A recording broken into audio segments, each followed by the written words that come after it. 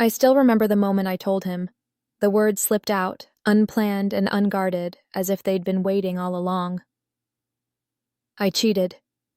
My husband, Eric, froze, his face a mask of shock and disbelief. The silence that followed was deafening. I had shattered our life with a single sentence, and there was no taking it back. "Why?" he finally asked, his voice a mixture of pain and confusion. How could I explain something I barely understood myself? It wasn't about love, or even attraction. It was about me, my fears, my insecurities, my need to feel alive in a way I hadn't for years. "I don't know," I said, tears streaming down my face. I wasn't thinking. I was lost. Eric didn't yell, didn't storm out. He just sat there, staring at me like I was a stranger. And in that moment, I felt like one. How had I become this person, capable of betraying the man who loved me more than anyone ever had? The days that followed were a blur of guilt, shame, and long, painful conversations. I wanted to fix things, to prove that I could be the wife he deserved. But Eric surprised me. Instead of demanding forgiveness or lashing out, he proposed something I never saw coming. "Let's open the marriage," he said one evening, his voice calm but firm. I stared at him, unable to process his words. "What?" I asked, sure I'd misunderstood. "You cheated because something was missing," he said. "Maybe this is a way to figure out what that is, for both of us." It wasn't what I wanted.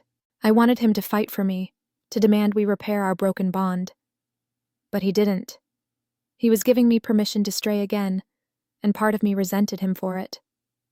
Another part, though, was intrigued. Could this really work? Could it bring us closer instead of tearing us further apart? We set rules, boundaries meant to keep us anchored in the storm we were about to enter. Honesty was non-negotiable, no secrets, no lies, and above all, we had to prioritize each other. This wasn't about replacing what we had. It was about understanding it, redefining it. At first, it felt like a game, an experiment in pushing limits. Eric went on a few dates, casual and respectful. I could see the effort he put into making sure I was okay with it. Always checking in, always reminding me that I was his priority. It was painful, but also strangely liberating. If he could do this without breaking us, maybe I could too. Then came my turn. I met someone, a coworker who'd always been charming and attentive. It started innocently, just coffee and conversations about work. But with Eric's blessing, it became more. And for the first time in years, I felt desired, seen in a way I hadn't allowed myself to be. But it wasn't just about the thrill. Being with someone else forced me to confront truths I'd been avoiding. I realized how much I'd taken Eric for granted, how blind I'd been to the quiet ways he loved me. The more I explored this new dynamic, the more I understood what I truly wanted. Him. Eric, however, was changing too. He met someone who challenged him, who brought out sides of him I hadn't seen in years. Watching him with her was both heartbreaking and illuminating.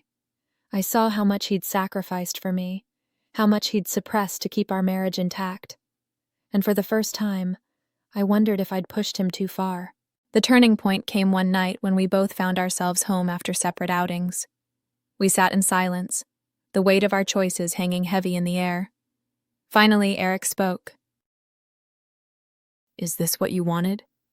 he asked, his voice raw with emotion. "No," I admitted, tears welling up. "I want you. I've always wanted you. I just didn't know how to say it." "Then why did you cheat?" he asked, and the question cut deeper than I expected. I didn't have an answer, not one that could justify the pain I'd caused. But I knew one thing. I wanted to make things right. We decided to close the marriage, to focus on rebuilding what we'd almost lost. It wasn't easy.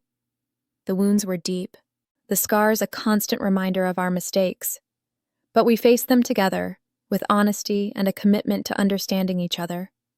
Through therapy and countless late-night talks, we began to rediscover what had drawn us together in the first place. We learned to communicate, to be vulnerable in ways we hadn't before. And slowly, painfully, we started to heal. Looking back, I don't regret the journey, as messy and painful as it was. It forced us to confront truths we'd been avoiding, to grow in ways we never would have otherwise.